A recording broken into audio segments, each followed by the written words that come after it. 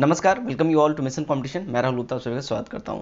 Friends, जैसा कि आप सभी जानते हैं, हमारा कल से स्टार्ट हुआ महेश वर्णमाल का क्रैश कोर्स। और इसमें हमने कल जो हमारा एक फर्स्ट वीडियो अपलोड हुआ था वो था भारत का संवैधानिक विकास। आज का जो हमारा ये वीडियो होगा ये होगा भारत और मुस्लिम आक्रमण। ये वेरी वेरी इंपॉर्टेंट चैप्टर है।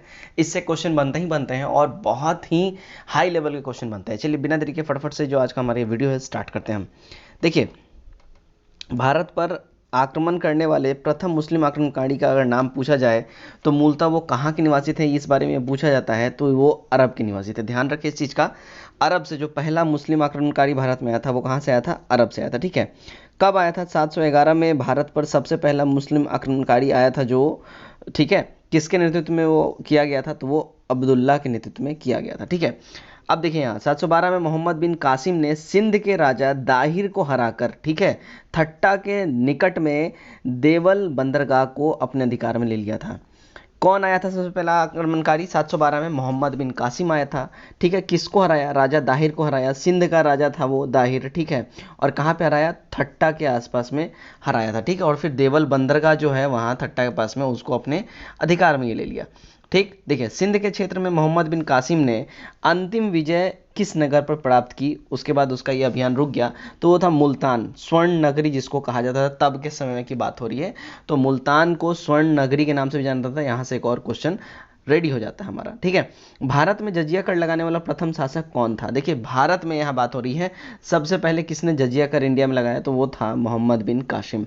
इसी ने सबसे पहले इंडिया में जजिया कर लगाया था। देखिए सिंध के क्षेत्र में अरबों द्वारा किसका प्रचलन आरंभ किया गया? देखिए सिंध के क्षेत्र में अरबों के द्वारा जो है ना ऊंट पालन और खजूर की खेती का जो है ना प्रचलन स्टार्ट किया गया। यहाँ अरब से ही ये जो ट्रेंड है ये इंडिया में आया था, ऊंट पालन का और खजूर की खेती का।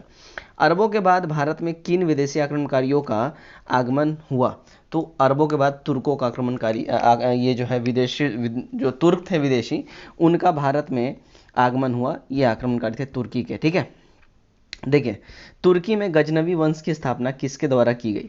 तो तुर्की में गजनवी वंश की बात की जाए, जिसका महमूद गजनवी इतना बड़ा इन्वेडर था हमारे भारत में, इसने 17 बार इसने आक्रमण किया, वो अलप्तगीन गाजी के द्वारा। ठीक है, गजनवी वंश की जो स्थापना की गई, अलप्तगीन गाजी के द्वारा इसकी स्थापना की गई गजनवी वंश की।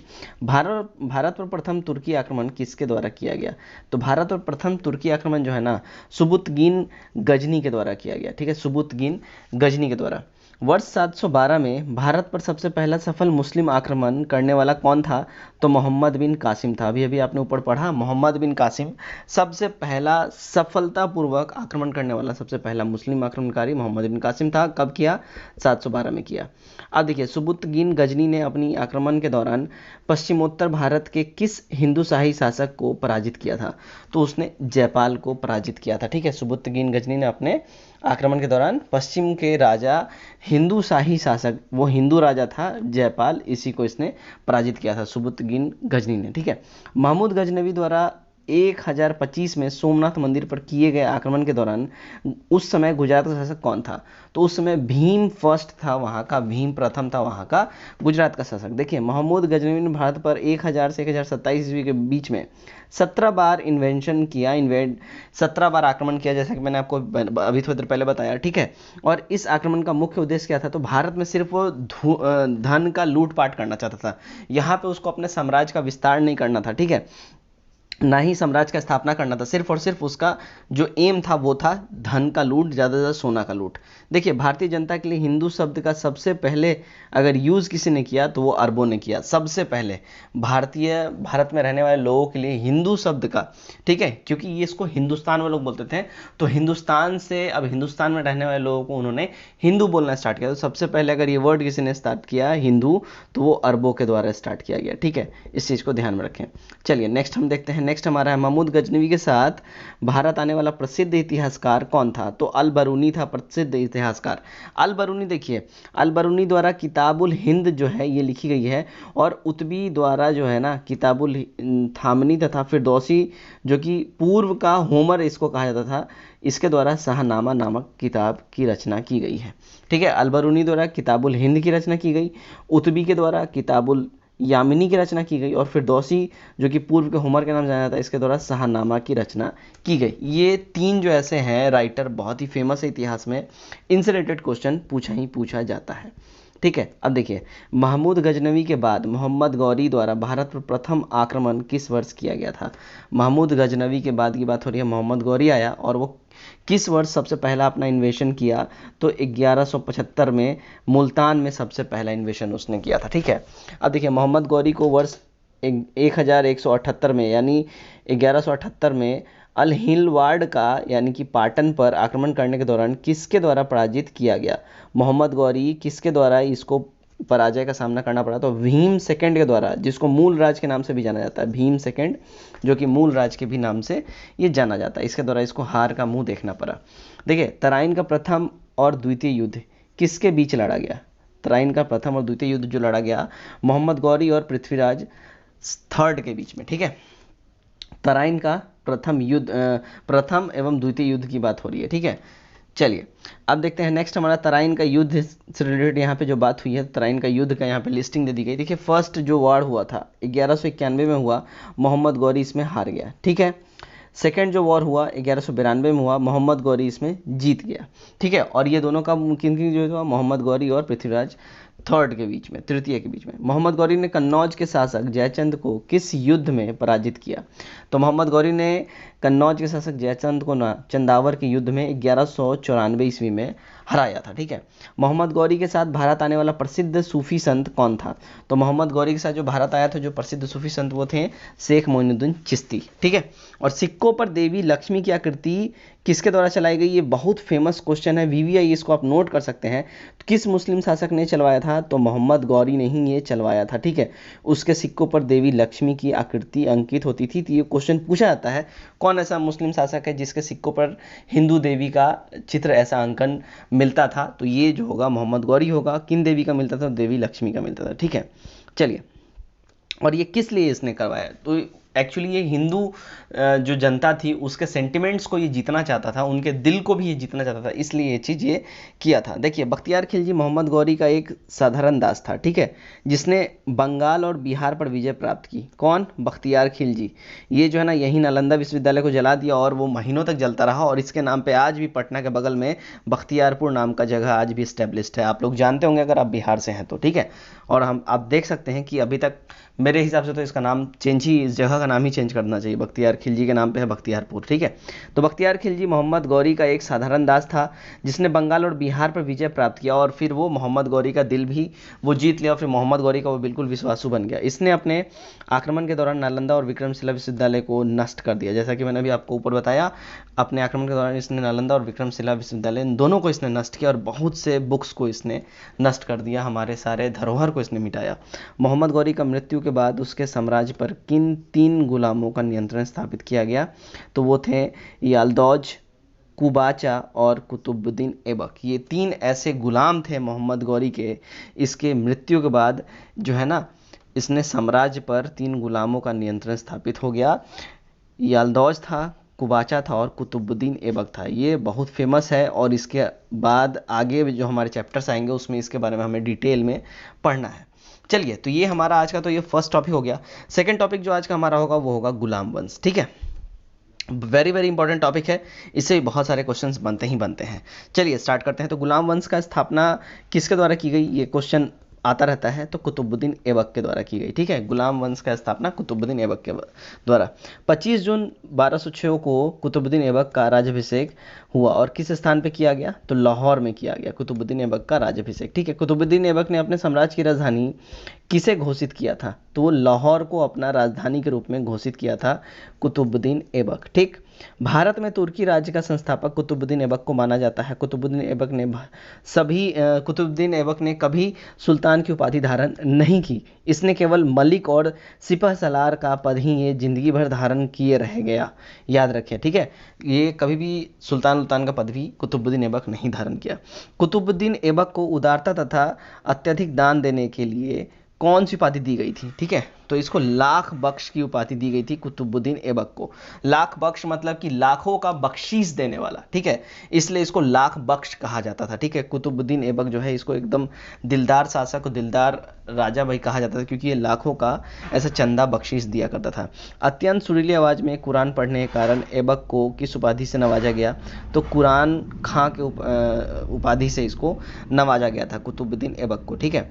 भारत में प्रथम जो है मस्जिद कुव्वतुल इस्लाम की स्थापना किसके द्वारा करवाई गई? तो कुव्वतुल इस्लाम की स्थापना कुतुबुद्दीन ऐबक के द्वारा ही करवाई गई। ये भारत का सबसे पहला मस्जिद था। ठीक है, सबसे पहला मस्जिद कुव्वतुल इस्लाम कुतुबुद्दीन ऐबक के द्वारा। कुतुबुद्दीन ऐबक ने सूफी संत ख्वाजा कुतुबुद्दीन बख्तियार काकी के नाम पर कुतुब मीनार का निर्माण प्रारंभ करवाया था। ठीक है, किसके नाम पे? तो कुतुबुद्दीन ऐबक ने सूफी संत ख्वाजा कुतुबुद्दीन बख्तियार काकी, कुतुबुद्दीन बख्तियार सूफी संत ख्वाजा कुतुबुद्दीन बख्तियार काकी के नाम पर इसने कुतुब मीनार का निर्माण स्टार्ट करवाया था। लेकिन कुतुबुद्दीन ऐबक की मृत्यु हो गई। ठीक है, कब हुई? तो उसका 1210 में उसका मृत्यु हो गई। कैसे हो गया? तो चौगान खेलते समय घोड़े से गिर के। देखिए, चौगान बेसिकली क्या होता है? चौगान जो होता है, आप देखते हो घोड़े में बैठ के जो सब पोलो खेलते हैं ना, तो बस वही वाली खेल है। उस समय थोड़ा ये अभी एडवांस लेवल का गेम हो गया, उस टाइम बॉल की जगह कुछ और हुआ करता था, भेड़ बकरियां समथिंग कुछ होता था, तो वो खेलते हुए वो घोड़े से गिर गया और फिर उसका स्पॉट डेथ हो गया था कुतुबुद्दीन ऐबक का। तो ये भी क्वेश्चन पूछा जाता है कि कौन से शासक का मतलब चौगान मतलब खेलते हुए मृत्यु हो गई? तो कुतुबुद्दीन ऐबक हमारा करेक्ट आंसर हो जाएगा। देखिए, कुतुबुद्दीन ऐबक के बाद जो है ना, कुतुबुद्दीन ऐबक के बाद उसके पुत्र आराम शाह को उपदस्थ कर गुलाम वंश का अगला शासक कौन बनाया? ठीक है, तो इल्तुतमिश बना। ठीक है, इल्तुतमिश जो है गुलाम वंश का अगला शासक बना उसके पुत्र आराम शाह के जगह पे। ठीक है, इल्तुतमिश सुल्तान बनने से पहले किस प्रांत का सूबेदार था? तो बदायूं का वो सूबेदार था। ये क्वेश्चन बहुत बार पूछा गया है और बिल्कुल ध्यान में रखें कि इल्तुतमिश सुल्तान बनने से पहले किस प्रांत का सूबेदार था? तो बदायूं का था। दिल्ली सल्तनत का वास्तविक संस्थापक किसे माना जाता है? तो इल्तुतमिश को वास्तविक संस्थापक दिल्ली सल्तनत का माना जाता है। ये बहुत ट्रिकी क्वेश्चन है, वीवीआई क्वेश्चन है, इसको आप लोग बिल्कुल ध्यान में रखें। इल्तुतमिश को ही दिल्ली सल्तनत का वास्तविक संस्थापक माना जाता है।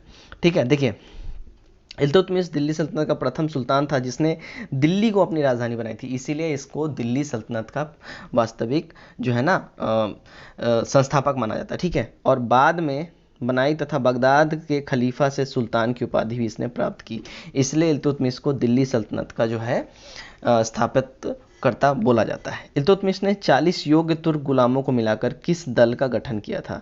तो इसने 40 योग्य तुर्क गुलामों को मिला के तुर्काने चहलगानी यानी 40 दल का इसने स्थापना करवाया था इल्तुतमिश ने। अब देखिए, यहाँ नसरुद्दीन मोहम्मद एक शांत स्वभाव वाला व्यक्ति था। इतिहासकार सिराज ने इसे दिल्ली का आदम सुल्तान कहा है। ठीक है, ये पूछा जाता है। ठीक है, आदम सुल्तान, दिल्ली का आदम सुल्तान किसको कहा जाता है? तो किसको कहा जाता है? तो नसरुद्दीन मोहम्मद को कहा जाता है। ठीक है, चलिए नेक्स्ट जो हमारा यहाँ पे देखिए पॉइंट जो स्टार्ट होता है वो है मंगोल आक्रमणकारी चंगेज खां भारत के उत्तर पश्चिमी सीमा पर किसके शासनकाल में आया था? तो वो इल्तुतमिश के शासनकाल में आया था। ठीक है, मंगोल आक्रमणकारी चंगेज खां, ये भी बहुत ही इंपॉर्टेंट नाम है, ध्यान में रखें क्योंकि ये इसका रिलेटेड क्वेश्चन बहुत बार आता है। इल्तुतमिश ने भारत में इक्ता व्यवस्था का प्रारंभ किया और इक्ता एक अरबी शब्द है जिसका मतलब क्या होता है? तो भूमि को लेने वाला इक्तदार कहलाता था। ठीक है, देखिए, वर्ष 1236 में दिल्ली सल्तनत की गद्दी पर बैठने वाला प्रथम व अंतिम मुस्लिम महिला शासिका कौन थी? तो रजिया सुल्तान थी। ये बिल्कुल ध्यान में रखें, रजिया सुल्तान थी। रजिया ने सुल्तान बनने से बाद, ठीक है, गुलाम याकुत को किस पद पर नियुक्त किया था? तो अमीर आखुड़ के पद पे इसने रजिया सुल्तान ने किसको? गुलाम याकुत को नियुक्त किया था। रजिया सुल्तान के विद्रोहियों अमीरों ने रजिया की हत्या करवाकर किसे दिल्ली सल्तनत की गद्दी पर बैठाया? तो बहराम शाह को इन्होंने दिल्ली की गद्दी पर बैठाया। ठीक है, देखिए, बहराम शाह के कार्यकाल में नायबे मुमालिकत पद का सृजन किया गया, मतलब ये पद बनाया गया जिसमें संपूर्ण अधिकार इस पद में संपूर्ण अधिकार इसके पास होते थे जो इस पद पे बैठता है। ठीक है, और इस पद पर सबसे पहले इतगिन को नियुक्त किया गया था। ठीक है, दिल्ली सल्तनत के किस शासक ने बलबन को नायबे मुमालिक पद पर नियुक्त किया था? तो नसरुद्दीन मोहम्मद ने बलबन को नायब ए मुमालिक पद पर इसने नियुक्त किया था। ठीक है। बलबन को उलुग खां की उपाधि किसने प्रदान की थी?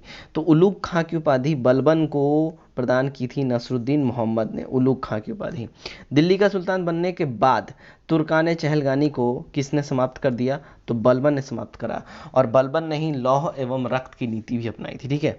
अपने विरोधियों के प्रति कठोर लौह एवं रक्त की नीति का पालन करने वाला मुस्लिम सुल्तान कौन था? तो वो बलबन ही था। ध्यान में रखें आप लोग। ठीक है। बलबन प्रथम सुल्तान था जिसने राजस्व के सिद्धांत का प्रतिपादन किया और उसने राजस्व को नियाबते खुदाई यानी ईश्वर द्वारा प्रदत्त, राजा को जिल्ले इलाही ईश्वर की छाया कहा। ठीक है। इसने खुद को ही जिल्ले इलाही की उपाधि खुद ब खुद दे दी, यानी कि ये एक भगवान का प्रतीक है, एक अल्लाह का प्रतीक है, और खुद को ये पूजनीय बताने लगा। ठीक है। सिजदा एवं पाबौस प्रथा इसने अपने दरबार में स्टार्ट करवाया। और ठीक है, स्टार्ट करने वाला अगर सुल्तान की बात की जाए कौन था, तो बलबन ही था जिसने अपने दरबार में सिजदा और पाबौस प्रथा इसने स्टार्ट कराया। बलबन ने किस नाम से एक सैन्य विभाग की स्थापना की थी? तो दीवाने अर्ज के नाम से इसने एक सैन्य विभाग की स्थापना की थी। किसने? बलबन ने। गुलाम वंश का अंतिम शासक कौन था? ये क्वेश्चन पूछा जाता है बहुत बारी। तो शमसुद्दीन क्यूमर्स था। ठीक है। गुलाम वंश का आखिरी शासक शमसुद्दीन क्यूमर्स। तो फ्रेंड्स, तो ये था हमारा आज का ये वीडियो हिस्ट्री से, जिसमें आपने पढ़ा भारत पर मुस्लिम आक्रमण और गुलाम वंश के बारे में। नेक्स्ट वीडियो में जब आएगा, ये एक ज्योग्राफी के ऊपर वीडियो आएगा। उम्मीद करता हूँ ये सीरीज जो हमारा क्रैश कोर्स सीरीज जो महेश वर्णमाल के बुक से चल रहा है, आपको काफ़ी पसंद आ रहा होगा। सीरीज कैसा लग रहा है कमेंट करके जरूर बताएं, और वीडियो के लिए कोई भी अच्छे से सजेशंस हो जरूर से जरूर हमें अपना फीडबैक जरूर दें। चलिए, तो आज के इस वीडियो में बस इतना ही। Till then take care, bye bye and God bless you all.